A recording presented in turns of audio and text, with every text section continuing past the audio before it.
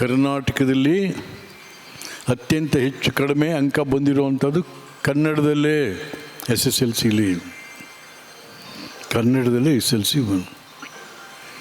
Next English, next Hindi. ಕಡಿಮೆ ಮಾರ್ಕ್ಸ್ಗಳು ಬಂದಿರೋವಂಥ ಯಾವ ರೀತಿ ಸಾಧನೆ ನೀವು?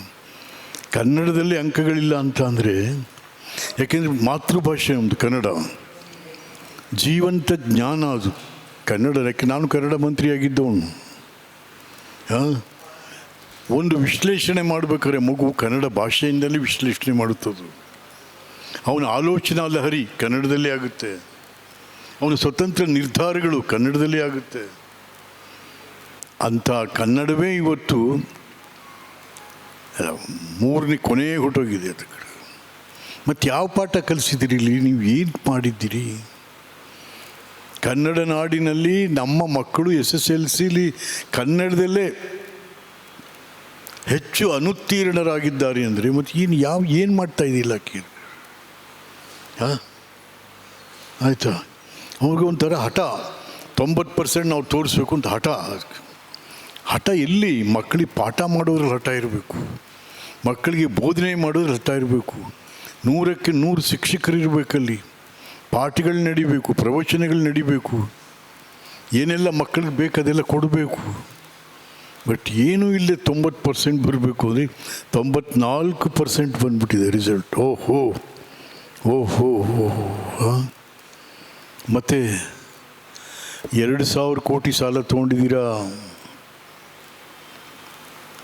ಸ್ಕೂಲ್ ಎಜುಕೇಷನ್ ಇಂಪ್ರೂವ್ ಮಾಡಲಿಕ್ಕೆ.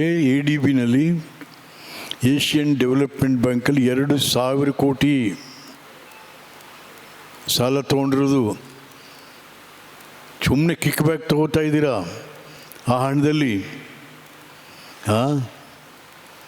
ಒಂದು ಪ್ರೋಗ್ರಾಮ್ ಇದೆ ರೀ, ದಟ್ ಈಸ್ FRS ಅಂಥೇಳಿ.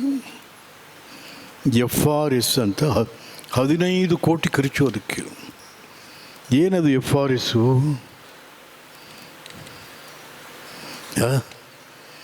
ಆ ಮಗುವಿನ ಇಂಟರ್ನಲ್ ಇದನ್ನು ನೋಡುವಂಥದ್ದು ಅದು.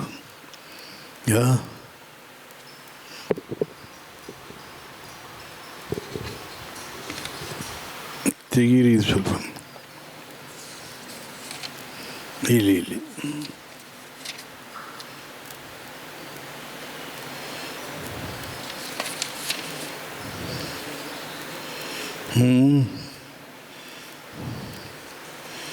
ಇಲ್ಲೂ ಬರದೆ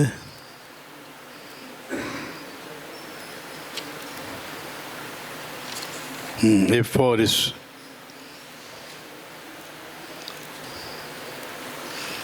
ಮಕ್ಕಳ ವೈಯಕ್ತಿಕ ಪರಿಚಯ ಆಯಿತು. ಇದು ಮಕ್ಕಳ ವೈಯಕ್ತಿಕ ಪರಿಚಯ. ಮಗು ಎಷ್ಟು % ಹ್ಯಾಂಡಿಕ್ಯಾಪ್ ಇದೆ, ಮೆಂಟಲ್ ಡಿಸಾರ್ಡರ್ ಇದೆ, ಏನೇನು ಕೊರತೆಗಳಿದೆ ಅಂತಕ್ಕಂಥದ್ದನ್ನು ತೆಗೆಯುವಂಥದ್ದು. ಅದು ಭಾಳ ಕಾನ್ಫಿಡೆನ್ಷಿಯಲ್ ಆಗಿರಬೇಕದು. ಈಗ ಅದನ್ನು ಪಬ್ಲಿಕ್ ಡೊಮೈನ್ಗೆ ಹಾಕ್ಬಿಟ್ಟಿದ್ದಾರೆ ತೊಗೊಂಡು. ಏನು ಅಯೋಗ್ಯ ಸರ್ಕಾರ ಇದು. ಪಬ್ಲಿಕ್ ಡೊಮೈನ್ಗೆ ಹಾಕ್ಬಿಟ್ರೆ ಇವರೆಲ್ಲ ಹುಡುಕೊಂಡು ಹೊರಟ್ಬಿಡ್ತಾರೆ. ಅದಕ್ಕೋಸ್ಕರ ಇದಾವಲ್ಲ ಏಜೆನ್ಸಿಗಳಿದ್ದಾವೆ.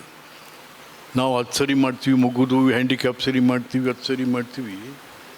ಅವು ಹಿಂದೆ ಬಿದ್ದುಬಿಡ್ತವೆ. ಅದಕ್ಕೆ 15 ಕೋಟಿ ನೀವು ಖರ್ಚು ಮಾಡಿರುವಂಥದ್ದು. ಆಮೇಲೆ 30 ಕೋಟಿ ಬಂದೆ, 30 ಕೋಟಿ ಇನ್ಯಾವುದಕ್ಕೂ ಒಂದಕ್ಕೆ ಖರ್ಚು ಮಾಡಿದ್ದೀರ. ಇದು ತೆಗೀರಿ ಸರ್. ಇದು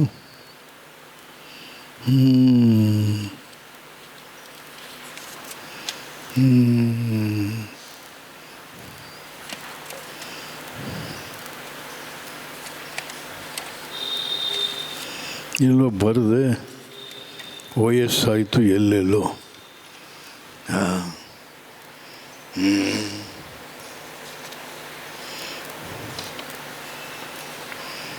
ಏನೋ ಕತೆ ಹೋಗಿದೆ ಹಂಗೆ. ಅರಿವಿಡ್ಡ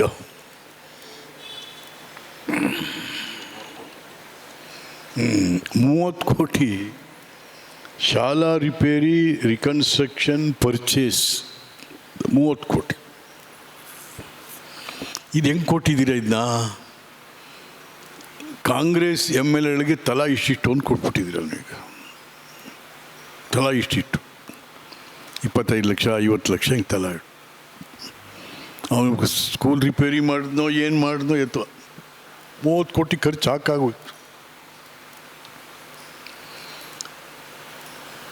ಶಿಕ್ಷಣ ಇಲಾಖೆಯಲ್ಲಿ ಇರತಕ್ಕಂಥ ಭ್ರಷ್ಟಾಚಾರ ಛೇ ಛೇ ಛೇ ಛೇ ಛೇ. ಒಂದು ಡೆಪ್ಯುಟೇಷನ್ಗೆ 50,000 ರೂಪಾಯಿ, ಟ್ರಾನ್ಸ್ಫರ್ಸ್ಗಳು, ಪೋಸ್ಟಿಂಗ್ಸ್ಗಳು, ಏನಿಲ್ಲ. ತೂ ನಾನು ಮಂತ್ರಿ ಇದ್ದೇಪ್ಪ, ಶಿಕ್ಷಣ ಇಲಾಖೆ ಕರಪ್ಟ್ ಆಗೋಯ್ತು ಅಂದರೆ ಇನ್ನೇನು ಉಳಿದಿದ್ದೇನಿದೆ ರೀ? ಇನ್ನೇನಿದೆಯಪ್ಪ? ಇನ್ನೇನಿದೆ?